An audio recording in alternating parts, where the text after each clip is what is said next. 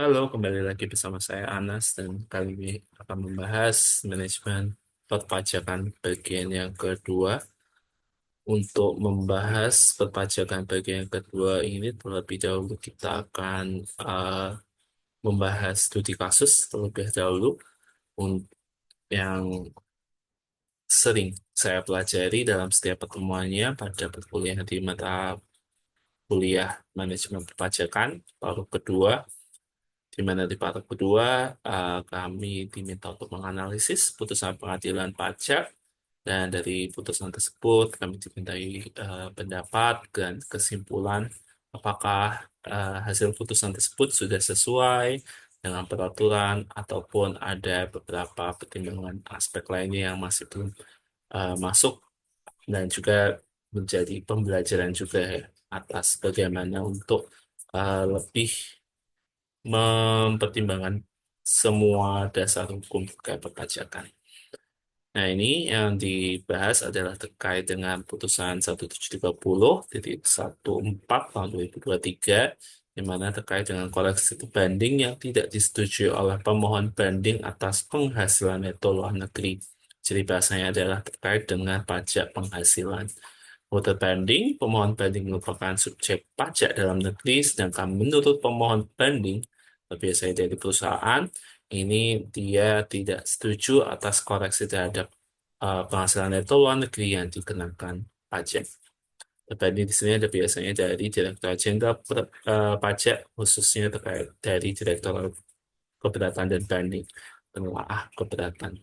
Nah, dasar koreksi banding disebutkan bahwa pemohon banding telah melaporkan SPT di tahun 2016, kemudian nihil dalam formulir induk. Pemohon banding melaporkan penghasilan neto, kemudian ada gaji pajak PPh pasal 21 dengan bukti potong.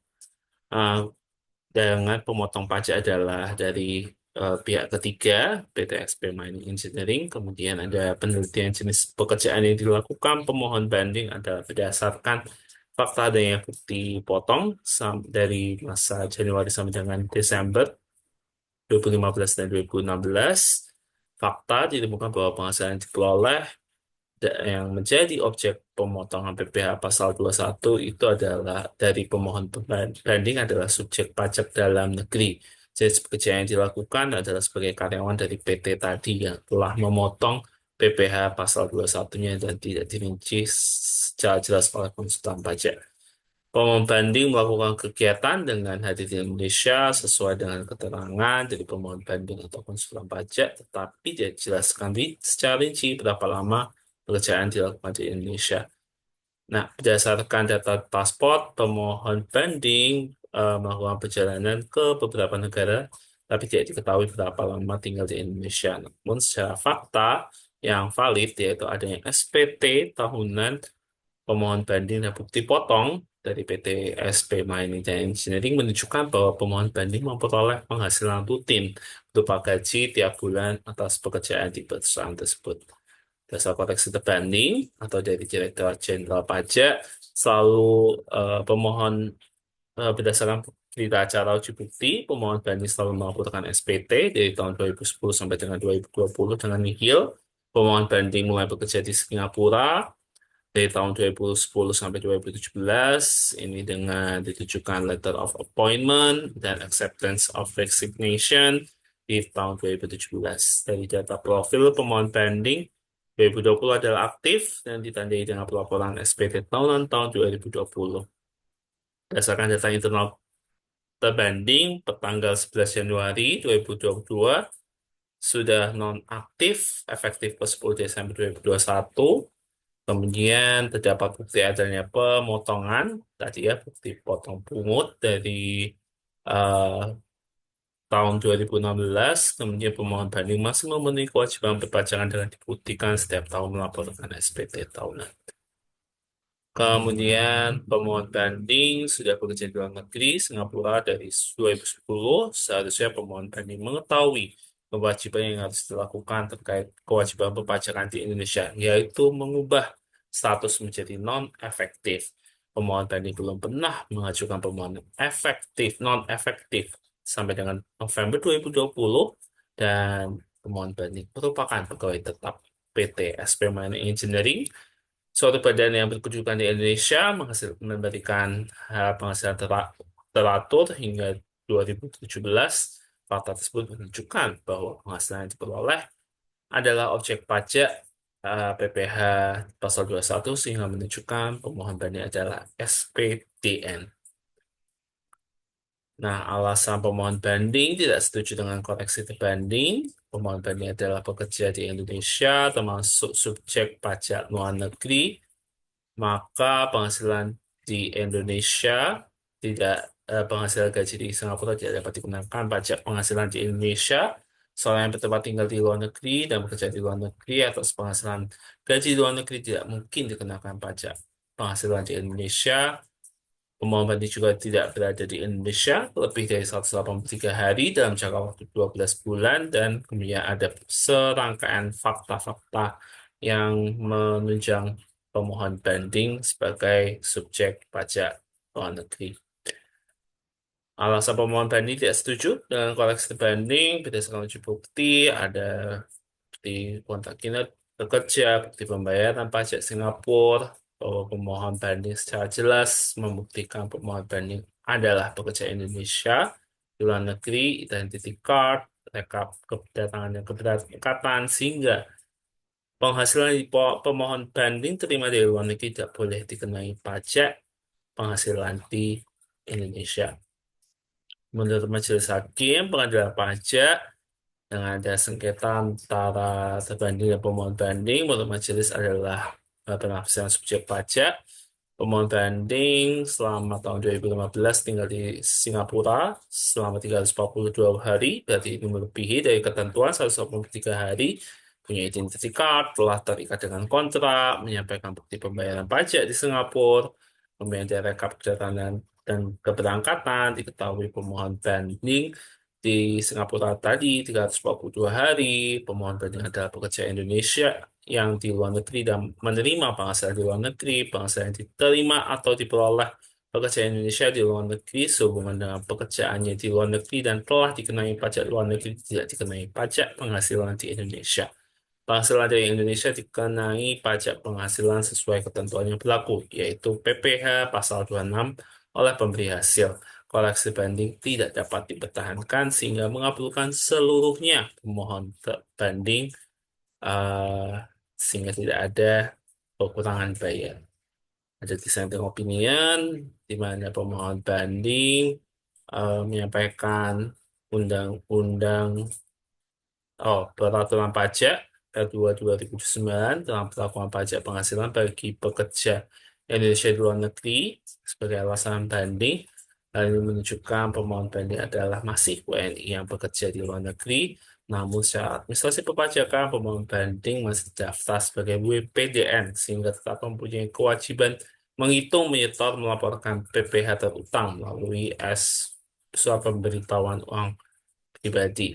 Pemohon banding tidak mengajukan pencabutan NPWP, seharusnya tidak menunggu tindakan banding secara jabatan dari Direktur Jenderal Pajak, mengingat niat tidak menjadi WPDN mengetahui terlebih dahulu adalah pemohon banding. Hakim dissenting memberikan putusan menolak permohonan banding pemohon banding. Itu terkait dengan bagaimana menganalisis dari kasus sengketa pajak. Selanjutnya kita bicara mengenai teorinya. Manajemen pajak atas PPh orang pribadi ini tadi telah disinggung sebagai kasusnya yang dibahas terkait hal ini. Nah, ini kita akan membahas tadi disebutkan bahwa subjek pajak dibagi dua, subjek pajak dalam negeri, subjek pajak luar negeri. Subjek pajak dalam negeri ini ketentuannya tempat tinggal di Indonesia, berada di Indonesia lebih dari 183 hari dalam jangka waktu 12 bulan. WNA yang berada di Indonesia dan mempunyai niat bertempat tinggal di Indonesia, kemudian kalau dia adalah badan didirikan berkedudukan di Indonesia kecuali unit tertentu daripada pemerintah atau warisan yang belum terbagi sebagai satu kesatuan menggantikan yang berhak. SPLN ini adalah selain dari kriteria yang tadi memenuhi kemudian badan yang tidak didirikan dan tidak bertempat kedudukan di Indonesia. Kemudian jelaskan lebih lanjut bahwa ini SPLN bisa menjalankan usaha melalui bentuk usaha tetap atau BUT dan memperoleh penghasilan tanpa melalui BUT. Itu ada dua cabang dengan dua peraturan atau dua mekanisme yang berbeda. Kita lihat terkait dengan SPDLN. SPDN, subjek pajak dalam negeri, orang pribadi, ketentuannya adalah mulai saat lahir, berada di Indonesia, kemudian berakhir jika kebalikannya, meninggal dan meninggalkan Indonesia. Subjek pajak dalam negeri itu badan didirikan di Indonesia sebagai titik mulai dan berakhir saat dibubarkan atau tidak lagi berkedudukan di Indonesia. Warisan yang belum terbagi mulai saat timbulnya warisan dan berakhir saat warisan selesai dibagikan.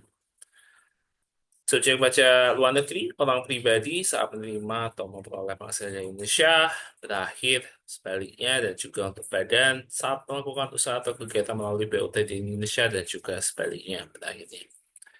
Untuk ketentuan mengenai penghasilan tidak kena pajak yang menjadi salah satu komponen perhitungan dari pajak penghasilan, yaitu di Undang-Undang Pajak Penghasilan Pasal 7, tanggungan itu adalah keluarga sedarah atau keluarga semenda dalam garis keturunan lurus serta anak angkatnya tidak mempunyai penghasilan dan seluruh biaya hidupnya ditanggung oleh wajib pajak. Ditentukan pada awal tahun per 1 Januari, sedangkan status PTKP untuk orang asing yang menjadi WPDN pada tahun berjalan ditentukan pada keadaan awal bulan menjadi WPDN. Penghasilan wanita kawin dianggap sebagai penghasilan atau kerugian suaminya dengan ada beberapa pengecualian. Dan di sini ada pemisahan pajak suami istri, di mana kalau dikenalkan di sini ada kepala keluarga dengan kewajiban perpajakan suami istri digabung menggunakan NPWP suami, kemudian ada hidup berpisah, berarti ini dilaksanakan perhitungan penghasilan terpisah karena telah hidup berpisah, kemudian pisah harta, ini penghasilan suami istri digabung dan dikenai pajak secara terpisah, dan MT memilih terpisah, penghasilan suami istri digabung dan dikenai pajak secara terpisah karena dikehendaki oleh istri yang memilih untuk menjalankan hak dan kewajiban perpajakannya sendiri. Aspek perpajakan istri yang menggunakan NPWP suami tidak perlu lapor SPT. Penghasilan istri dari satu pemberi kerja dapat dianggap sebagai objek PPh final dan penghasilan istri dari pekerjaan bebas tidak dianggap sebagai objek PPh final sehingga harus digabungkan dengan penghasilan suami dalam perhitungan PPh orang pribadi. Untuk penghasilan kena pajak orang pribadi yang melakukan pembukuan, ini komponennya adalah dari laba rugi komersial dikurangi objek PPh final dan bukan objek pajak, ditambah koreksi fiskal positif dikurangi, koreksi fiskal negatif dikurangi, kompensasi kerugian dikurangi lagi, penghasilan tidak kena pajak, sehingga akan ada dasarnya yaitu penghasilan kena pajak. Sedangkan untuk yang melakukan pencatatan dengan norma, berarti ini perbedaan foto dikalikan dengan norma perhitungan sesuai aturan, dikurangi PTKP, dan jadilah perhitungan untuk yang menjadi basis perpajakan penghasilan kena pajak. Beranjak ke tema selanjutnya adalah manajemen pajak dengan withholding tax atau mekanisme pemotongan atau pungut ya, yang ini bisa ada terjadi pada pajak penghasilan dan pajak pertambahan nilai. Di sini dijelaskan wajib dipotong oleh wajib pajak badan, yaitu mulai dari PPh final, PPh 4 ayat 2, PPh 2, pasal 21, 23, dan pasal 26, dipungut oleh pemungut adalah pasal 22, dibayar sendiri oleh wajib pajak badan, ini adalah PPh 25. Nah, di sini diatur objek dan pemungut PPh pasal 22 yang menjadi pemungut ya. Nah, ini ada kalau itu terkait ini diambil dari PEP 31 PJ tahun 2015.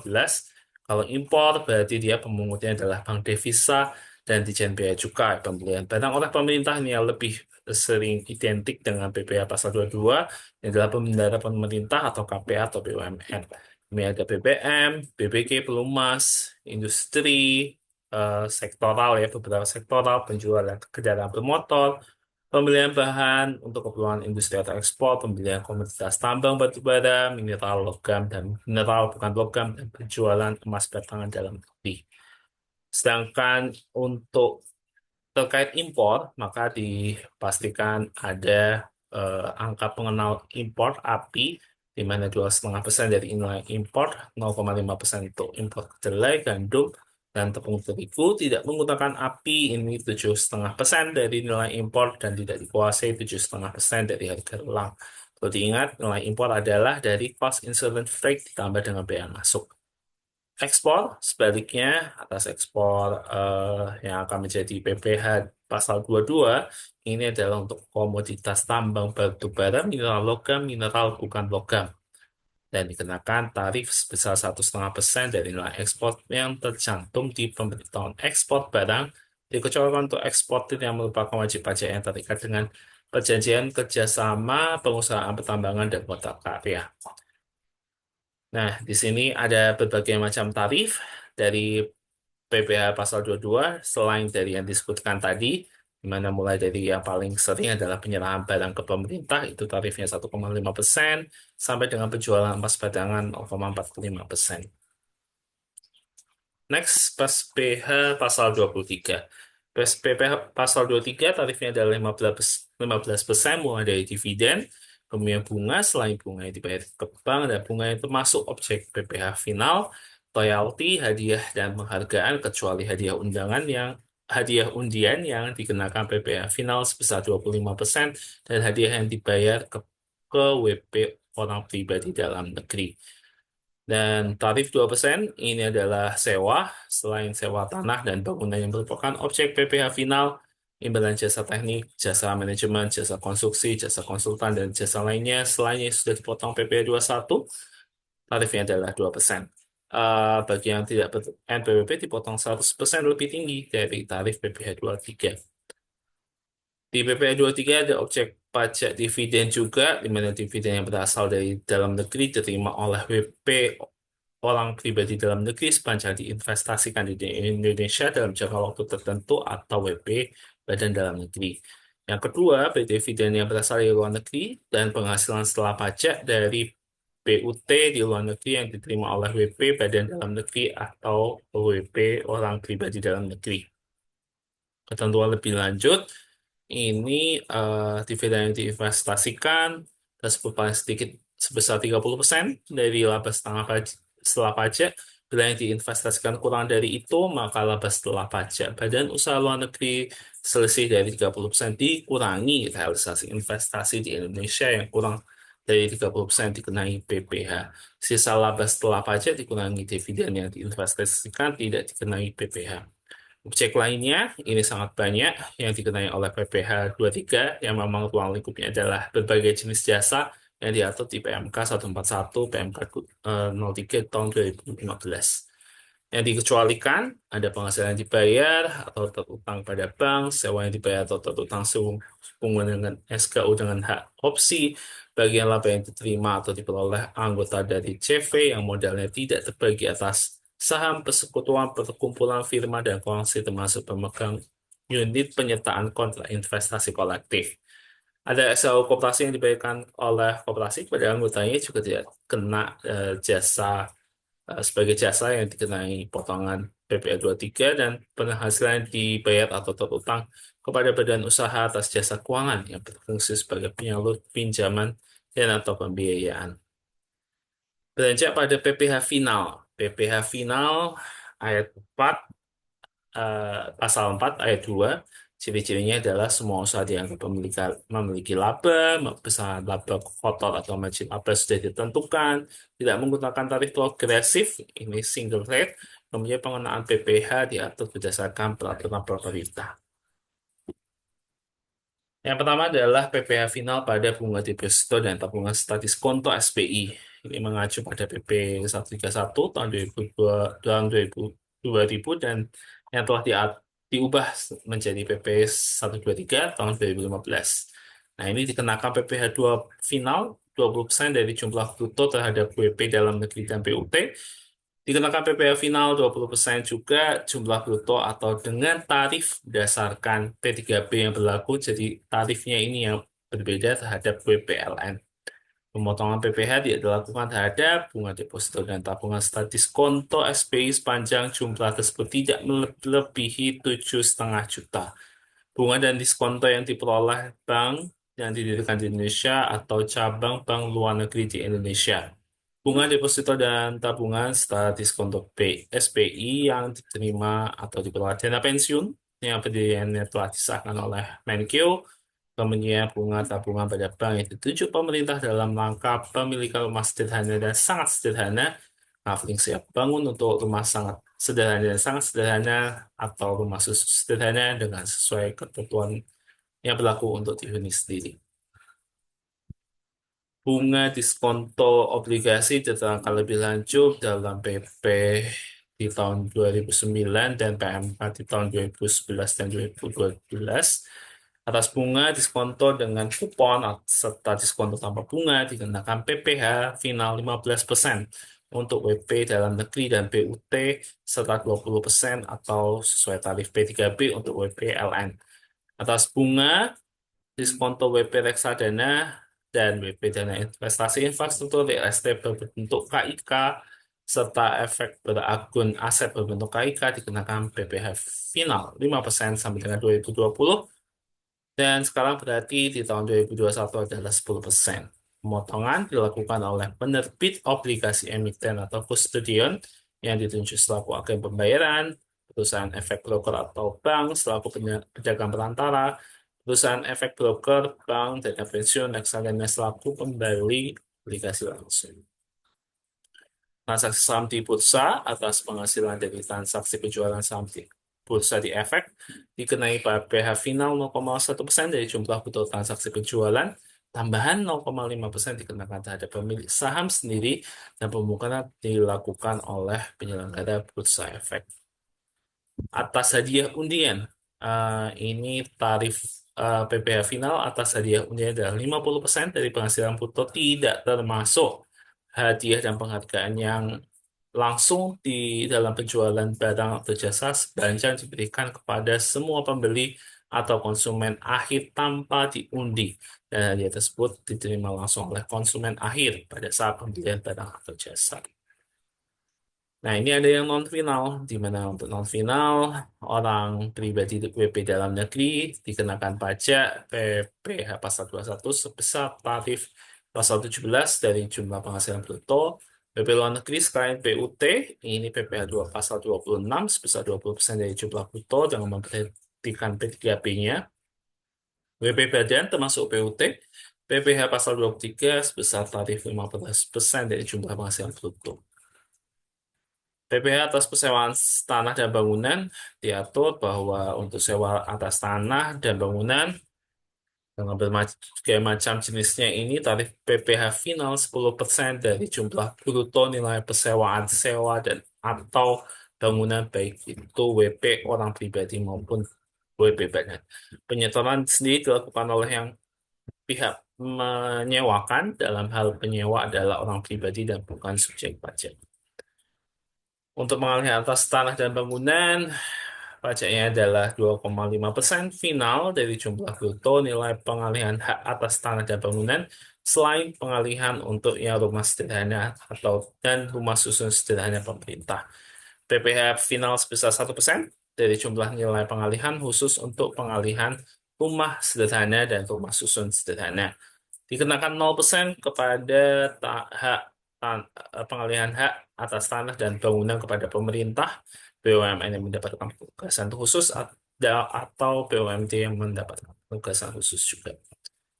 Untuk jasa konstruksi ini beragam, diatur oleh peraturan pemerintah di tahun 2009 dan diperbarui terkini ada 2022, di mana kualifikasi usaha adalah sertifikasi yang ditentukan berdasarkan sertifikasi yang dikeluarkan oleh lembaga pengembangan jasa konstruksi mulai dari 1,75% beragam naik sampai dengan 6%. Pekerjaan konstruksi didefinisikan sebagai keseluruhan atau sebagian rangkaian kegiatan perencanaan dan atau pelaksanaan beserta pengawasan yang mencakup pekerjaan arsitektural, sipil, mekanikal, elektrikal, dan tata kelola tata lingkungan masing-masing beserta kelengkapan untuk mewujudkan suatu bangunan atau bentuk fisik lain. Ada tiga aspek yang perlu diperhatikan: perencanaan konstruksi, pelaksanaan konstruksi, dan pengawasan konstruksi. Tarif PPh pasal 26. Tiga kelompok dipotong sebesar 20% dari jumlah bruto, dipotong pajak sebesar, bedanya dari yang tadi adalah perkiraan penghasilan neto, kemudian branch profit tax dipotong pajak sebesar 20%. Single rate, tapi dia dengan mekanisme dan prosedur yang berbeda.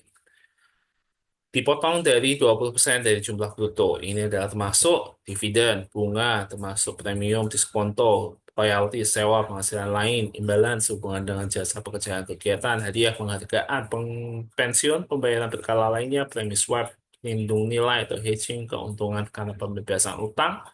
Tarifnya tadi 20% dari jumlah bruto termasuk premium, diskonto, imbalan dengan jaminan pengembalian utang dapat diturunkan. Kemudian dipotong dari perkiraan penghasilan neto. Jadi tiga hal yang perlu diperhatikan yaitu penghasilan dari penjualan atau pengalihan harta di Indonesia. Ini besarnya perkiraan penghasilan neto, jadi perkiraan penghasilannya yang menjadi berubah, yaitu 25% dari harga jual. Yang kedua, premi asuransi yang dibayarkan kepada perusahaan asuransi luar negeri. Pemotongan dilakukan oleh pihak yang melakukan pembayaran. Nah, ini ada ketentuan di mana atas premi yang dibayar tertanggung kepada perusahaan asuransi di luar negeri sebesar 50%. Kemudian untuk yang dibayar oleh perusahaan asuransi berketujuan di Indonesia kepada perusahaan asuransi di luar negeri 10% dari jumlah premi yang dibayar. Atas premi yang dibayar oleh perusahaan reasuransi berkedudukan di Indonesia kepada perusahaan asuransi di luar negeri 5% dari jumlah premi yang dibayar. Ini tergantung kedudukannya masing-masing. Penghasilan dari penjualan saham di dalam negeri yang diperoleh WP luar negeri itu perkiraan penghasilan netonya 25% dari harga jual, kemudian dikalikan lagi dengan tarif 20%-nya. Branch Profit Tax pasal 28 ayat 4 dikenakan potongan atas penghasilan pajak sudah dikurangi pajak dari PUT di Indonesia. Pengecualian dari pengenaan eh, PPT, Branch Profit Tax, diberikan apabila seluruh penghasilan kena pajak sudah dikurangi PPh dari suatu PUT, ditanamkan kembali ke Indonesia dalam bentuk penyertaan modal, pembelian aktiva tetap yang digunakan oleh PUT untuk menjalankan dan melakukan kegiatan usaha di Indonesia, investasi berupa aktiva tidak terwujud oleh PUT untuk menjalankan dan melakukan kegiatan usahanya di Indonesia. Tema selanjutnya adalah tax management from income business and other income. Nah, di mana ditegaskan dulu di Undang-Undang Pajak Penghasilan. Penghasilan adalah setiap tambahan kemampuan ekonomis. Itu yang perlu disoroti. Dan contoh penghasilannya tampil di sini. Yang paling utama adalah penggantian atau imbalan berkenaan dengan pekerjaan atau jasa. Objek pajak final dan non-final dari PPh ya, di pasal 4 ayat 2, objek pajak non-final diperhitungkan dalam penghasilan kena pajak, sedangkan objek pajak final dikecualikan dari perhitungan penghasilan kena pajak.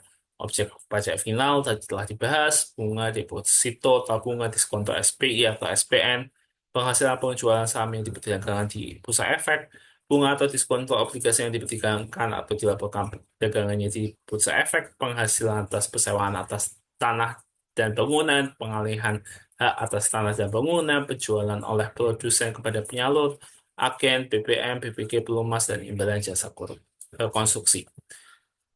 Bukan objek PPh, ini ada bantuan sumbangan dengan syarat dan ketentuan berlaku, warisan, harta setoran tunai sebagai pengganti saham, atau sebagai pengganti penyertaan modal, penggantian atau imbalan atas pekerjaan atau jasa yang diperoleh dalam bentuk natura atau kenikmatan tertentu, klaim asuransi, bagian laba yang diperoleh anggota dari CV yang modalnya tidak dibagi-bagi atas saham, persekutuan, perkumpulan, firma, dan kongsi, bagian laba yang diterima perusahaan joint venture, kemudian bayar sesuai memenuhi ketentuan berlaku, bantuan atau santunan yang dibayarkan oleh BPJS kepada masyarakat tidak mampu, sedang mengalami bencana, dan yang tertimpa musibah tertimpa kecelakaan tidak dapat diperkirakan sebelumnya. Ini adalah pengalihan aktiva tetap. Harta perolehan bagi penerima adalah harga yang sesungguhnya dibayar, termasuk harga beli dan biaya yang dikeluarkan dalam rangka memperoleh harta tersebut. Harga penjualan bagi pihak penjual adalah harga yang sesungguhnya diterima. Jika dipengaruhi hubungan istimewa, maka harga perolehan bagi pembeli adalah jumlah yang seharusnya dibayar. Harga penjualan bagi penjualan adalah jumlah yang seharusnya diterima. Jumlah tersebut ditetapkan DJP sesuai dengan prinsip kewajaran dan kelaziman usaha atau dikenal dengan arm's length principle. Pengalihan aktiva tetap ini keuntungan dan kerugiannya apabila ada keuntungan karena penjualan atau pengalihan harta merupakan objek pajak. Tadi ya, sedangkan kerugian dapat dikurangkan dari penghasilan bruto untuk menghitung penghasilan kena pajak hanya jika kerugian berasal dari penjualan atau pengalihan harta yang dimiliki dan digunakan dalam perusahaan atau yang dimiliki untuk mendapatkan, menagih, dan menerima penghasilan. Sedangkan ini keuntungan yang termasuk objek pajak serta kerugian yang termasuk biaya-biaya yang dapat dikurangkan hasil dari pengalihan harta ini berarti ada keuntungan atau kerugian pada jual beli terjadi apabila harta dijual dengan harga yang lebih tinggi atau lebih rendah dari nilai sisa buku dan atau perolehan keuntungan kerugian satu kali tukar terjadi apabila harga pasar harta yang diterima lebih tinggi atau rendah dari harta yang tertukar. Keuntungan pada pengalihan harta berupa hibah, bantuan, sumbangan yang selisih lebih harga pasar dari nilai perolehan atau sisa nilai sisa buku, kecuali pengalihan tersebut memenuhi ketentuan pasal 4 ayat 3 Undang-Undang Pajak Penghasilan. Keuntungan pada pengalihan harta sebagai pengganti saham atau penyediaan modal, yaitu selisih lebih harga pasar harta yang diserahkan dan nilai sisa bukunya.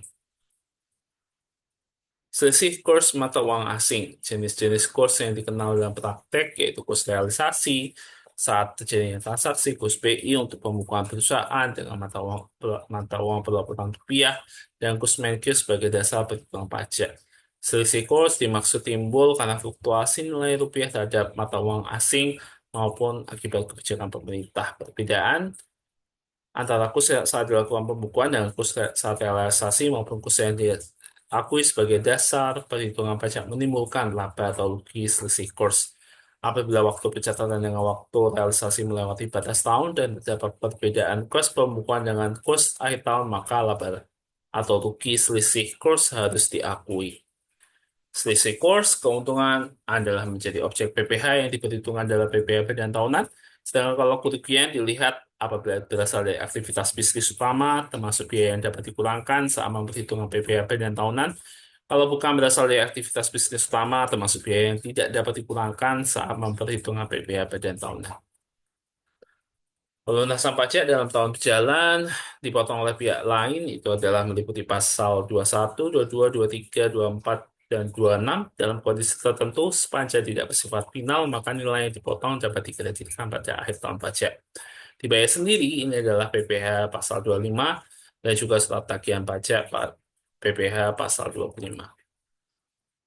Perhitungan angsuran PPh pasal 25 diatur eh, di mana ada rumusnya. Penghasilan neto menurut SPT PPh tahun pajak yang lalu dikurangi penghasilan tidak teratur kalikan dengan tarif pajak 7, pasal 17 dikurangi dengan semua PPh baik 21, 22, 23, 24 yang dibagi 12 bulan. Penghasilan tidak teratur bukan merupakan penghasilan yang lazimnya diterima atau diperoleh secara berkala kurang-kurangnya sekali dalam setiap tahun pajak yang bersumber dari berbagai hal. Penghasilan tidak teratur dapat dipotong atau dipungut pajak oleh pihak yang memberikan penghasilan. Dimulai angsuran PPh pasal 25 adalah saat disampaikannya SPT tahunan badan.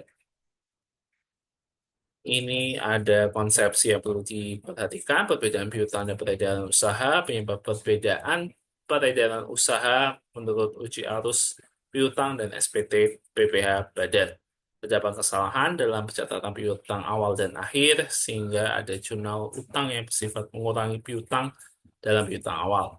Nilai pelunasan yang diambil tidak selalu terkait dengan pembayaran karena penjualan barang atau jasa kena pajak atau PKP atau CKP, tetapi bisa juga karena reimbursement. Terdapat pajak terutang atau dipungut yang termasuk dalam nilai piutang, namun tidak termasuk dalam nilai penjualan. Ini adalah perbedaan peredaran usaha SPT PPH Badan dengan penyerahan PKP, JKP, SPT PPN.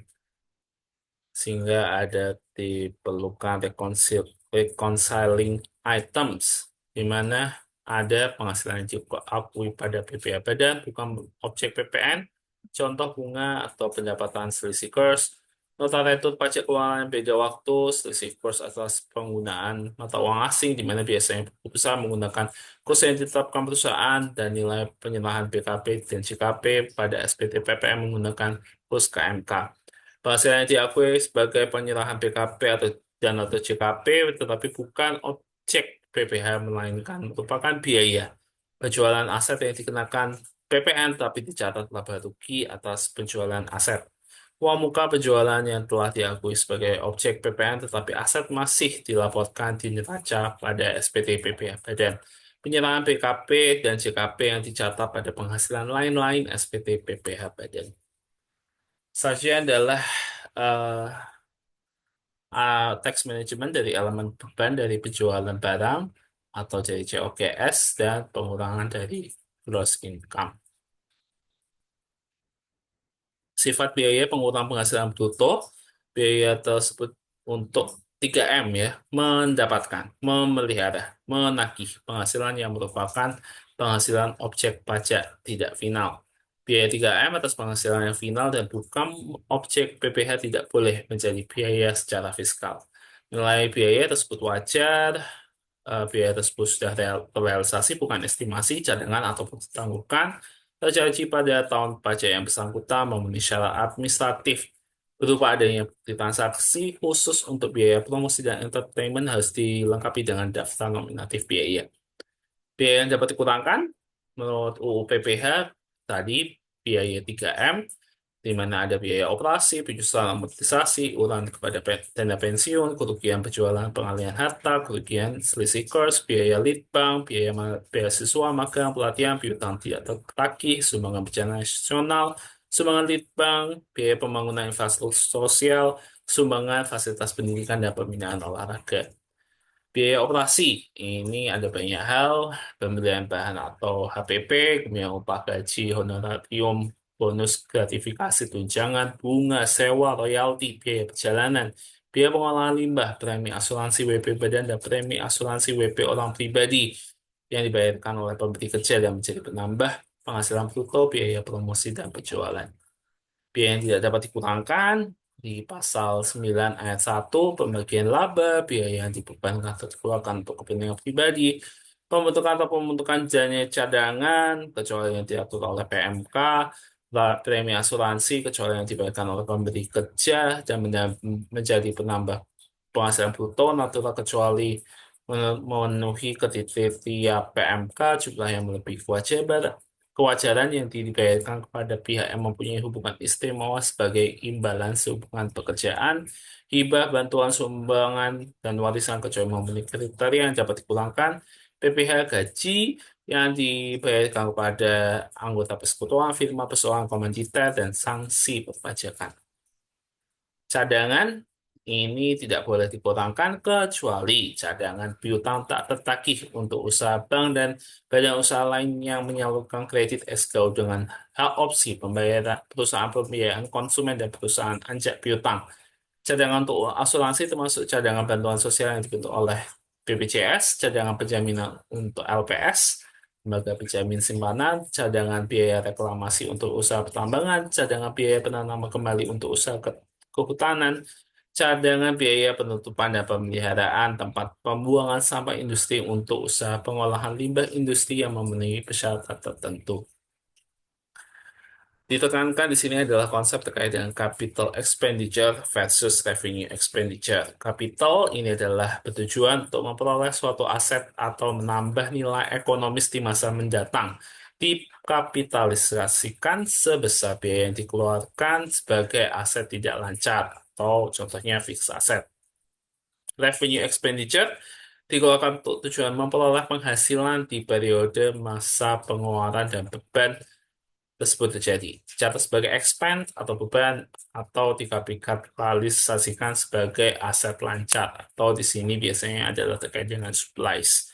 Dalam pajak, capital expenditure tidak dapat dibebankan sekaligus dalam suatu periode laporan keuangan, melainkan dibebankan dengan depresiasi atau amortisasi yang diatur oleh Undang-Undang PPH. Penyusutan kelompok aset berwujud di UU PPH. Penyusutan dimulai dari bulan dilakukannya pengeluaran, kecuali harta yang masih dalam proses pengerjaan. Penyusutannya dimulai pada bulan selesainya pengerjaan. Tabelnya adalah dari mulai kelompok harta berwujud, baik itu bukan bangunan ataupun bangunan dengan masa manfaatnya. Kalau untuk yang bukan bangunan, dapat menggunakan penyusutan straight line atau double declining, sedangkan untuk bangunan hanya menggunakan metode penyusutan straight line. Jenis harta berwujud bukan bangunan yang tidak tercantum dalam kelompok tadi. 4 kelompok dianggap menggunakan masa manfaat dalam kelompok 3. Untuk amortisasi ada 4 kelompok juga.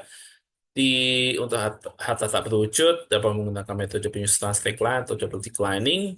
Wajib pajak dapat melakukan amortisasi sesuai dengan masa manfaat sebenarnya dari harta tak berwujud tersebut. Jika masa manfaatnya tidak tercantum dari tabel, maka penentuan dilakukan berdasarkan masa manfaat terdekat. Biaya praoperasi. Pengeluaran sebelum operasi komersial itu adalah biaya operasi. Kemudian kita lihat masa manfaat lebih dari 1 tahun dan tidak bersifat rutin, kapitalisasi ke aset. Kalau dia kurang dari 1 tahun dan bersifat rutin, langsung dibebankan. Nah, bicara dari kapitalisasi aset, kita perlu melakukan kemudian amortisasi biaya praoperasi. Penyusutan telepon seluler dan mobil, ini untuk pembelian telepon seluler bagi pegawai untuk keperluan pekerjaan hanya 50%. Dicatat sebagai pembelian aktiva kelompok 1 dan dijadikan biaya melalui penyusutan. Biaya pulsa dan servis besar 50% menjadi biaya bagi perusahaan. Bis atau minibus, pembelian atau perbaikan besar yang dimiliki digunakan untuk antar jemput pegawai dicatat seluruhnya sebagai pembelian aktiva kelompok 2 dan dibebankan melalui penyusutan. Biaya rutinitas aktiva dibebankan seluruhnya sebagai biaya bagi perusahaan. Untuk sedan, ini dimiliki dan digunakan oleh pegawai tertentu karena jabatannya dicatat 50% dan pembelian aktiva tetap kelompok 2 dan dibebankan melalui penyusutan. Biaya rutin dibebankan 50% sebagai biaya perusahaan. Contoh dari ketentuan biaya yang dapat dibiayakan, biaya entertainment yang telah dibuatkan daftar nominatif bisa dibiayakan, kemudian biaya bahan bakar atas kendaraan direksi dapat dibiayakan 50%, biaya penyusunan rumah dinas daerah terpencil dapat dibiayakan, biaya pemeliharaan bis antar jemput karyawan dapat dibiayakan. Biaya pinjaman yang dapat dikurangkan apabila jumlah rata-rata pinjaman kurang dari sama dengan jumlah rata-rata dana yang ditempatkan dalam deposito berjangka atau tabungan lainnya, semua biaya bunga pinjaman yang terutang atau dibayar tidak dikenakan menjadi biaya.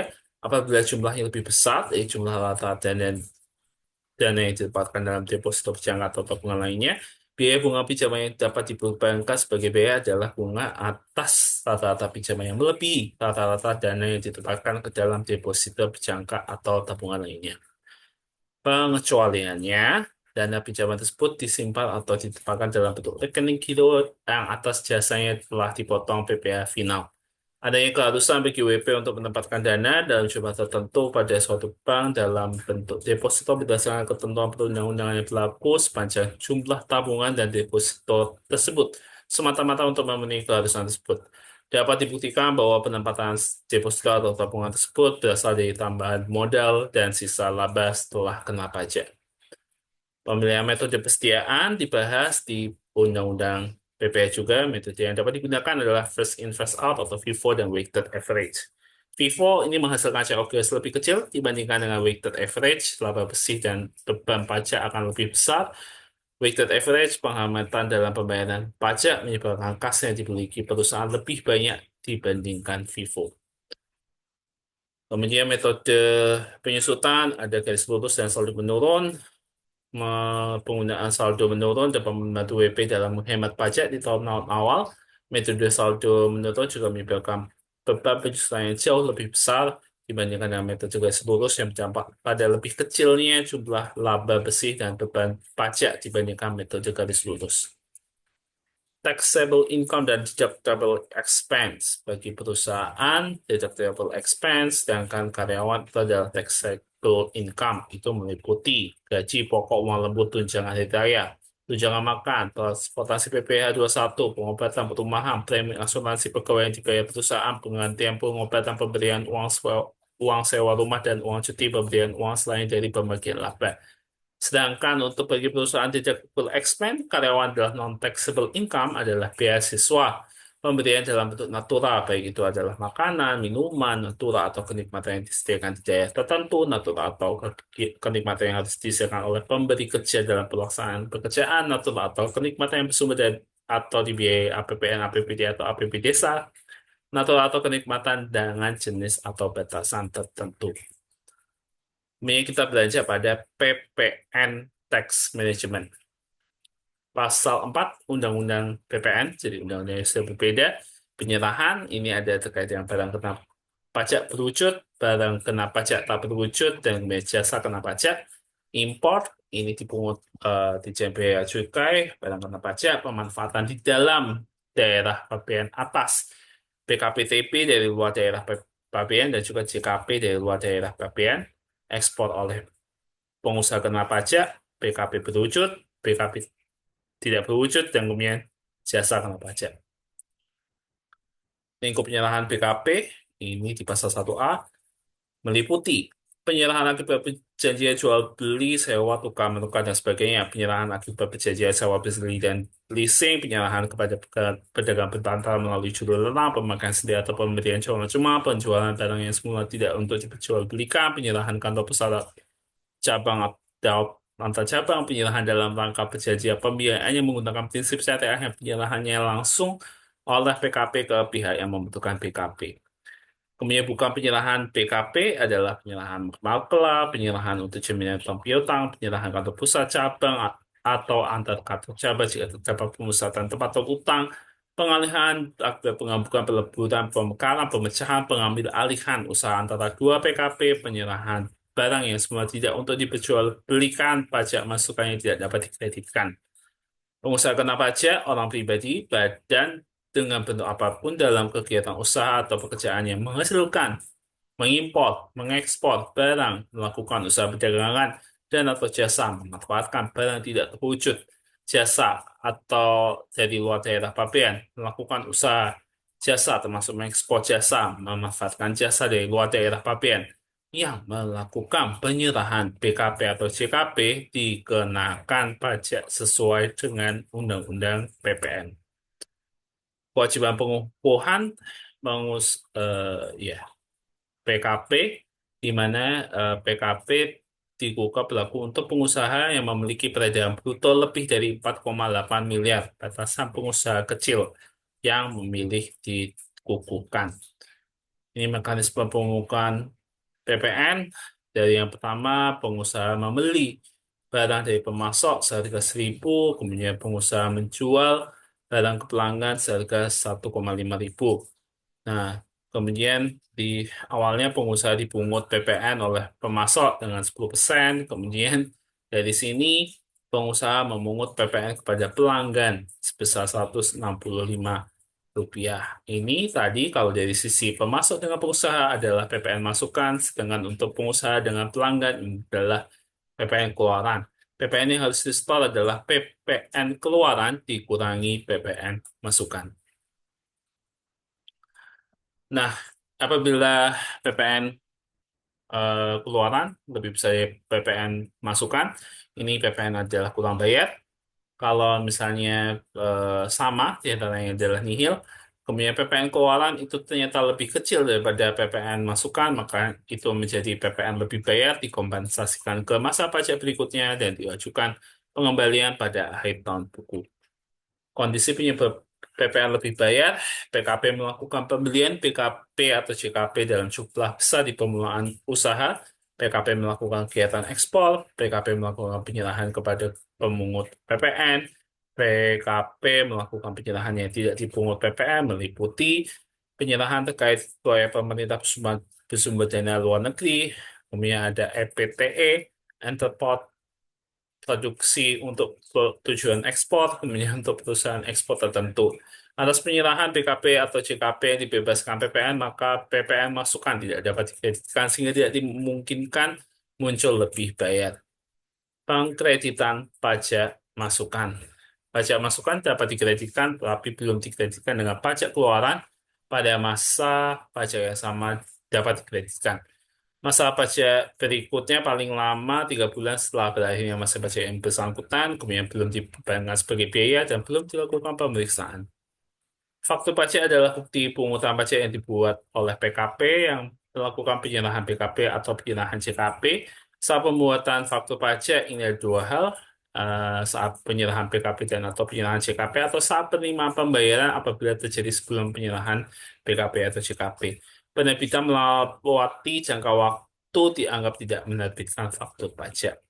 Faktur pajak gabungan meliputi seluruh penyerahan yang dilakukan pada PKP pembeli dan atau penerima JKP yang sama selama 1 bulan kalender harus dibuat paling lama pada akhir bulan penyerahan PKP dan atau JKP. Topik yang keenam adalah terkait dengan pemeriksaan pajak, keberatan, banding, dan peninjauan kembali. Ini adalah tadi yang di awal ya telah di-spill bagaimana terkait dengan sengketa pajak. Pemeriksaan pajak adalah untuk pengujian kepatuhan pemenuhan kewajiban perpajakan WP yang dapat dilakukan dan kriteria dalam hal WP sudah menyampaikan SPT yang menyatakan lebih bayar termasuk yang telah diberikan pengembalian pendahuluan kelebihan pajak, SPT yang menyatakan rugi tidak menyampaikan atau menyampaikan SPT tetapi melampaui jangka waktu yang telah ditetapkan dalam surat teguran, melakukan penggabungan, peleburan, pemekaran, likuidasi, pembulanan, atau meninggalkan Indonesia untuk selama-lamanya, menyampaikan SPT yang memenuhi kriteria seleksi berdasarkan hasil analisis risiko risk selection, mengindikasikan adanya kewajiban perpajakan WP yang tidak dipenuhi sesuai UU perpajakan. Pembetulan SPT ini dilihat dari KUP, Ketentuan Umum Perpajakan. WP dapat melakukan pembetulan SPT yang pengisiannya keliru berdasarkan kemauan sendiri dengan syarat menampilkan pernyataan tertulis disampaikan paling lama 2 tahun sebelum daluarsa penetapan untuk SPT yang menyatakan rugi atau lebih bayar. Belum dilakukan pemeriksaan, dikenakan sanksi bunga per bulan apabila pembetulan menyebabkan pajak berkurang. Contoh bunga untuk suku bunga acuan ditambah 10% dibagi 12. Sebab penerbitan dan sanksi SKPKB surat ketetapan pajak kurang bayar. DJP dapat menerbitkan surat ketetapan tersebut dalam jangka waktu 5 tahun setelah terutang pajak atau berakhirnya masa tahun pajak apabila laba pajak yang tidak atau kurang bayar. SPT disampaikan melebihi tanggal jatuh tempo umum dan dispensasi surat teguran. Ditemukan kesalahan kompensasi selisih lebih pajak dan pengenaan tarif 0% untuk PPN dan PPNBM. Pajak terutang tidak diketahui akibat WP tidak memenuhi kewajiban terkait pembukuan dan pencatatan. WP telah memperoleh NPWP dan atau dikukuhkan sebagai PKP secara jabatan. PKP tidak melakukan penyerahan dan atau ekspor atas PKP atau JKP dan telah diberikan pengembalian pajak masukan atau telah mengkreditkan pajak masukan.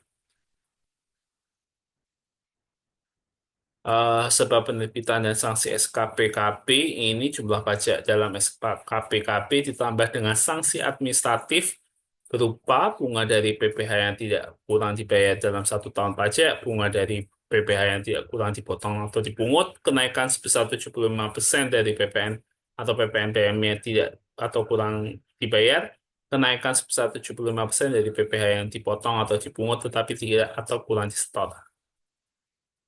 Pajak kurang bayar dikenai tambahan sanksi bunga sesuai tarif suku bunga acuan per bulan yang ditetapkan oleh Menkyu maksimal selama 24 bulan sejak jatuh tempo berakhir hingga penerbitan SKPKB.